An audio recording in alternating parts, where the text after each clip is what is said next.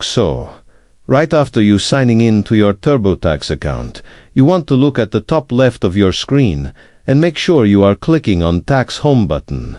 After that, you want to tap on Intuit Account button at the lower left of your screen, which will open up a new tab.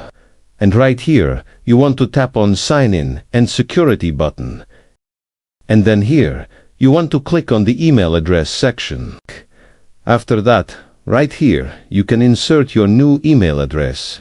That will change the previous email addresses. And do not forget to click Save button. Intuit TurboTax then will send you a 6-digit code to confirm that you are the one having the new email address. So you want to go to your email message and find the message from Intuit with the code in it to put in here. After your email was verified, your email address is officially changed. If you still have any question, just comment down below, and I will try my best to guide and help you guys.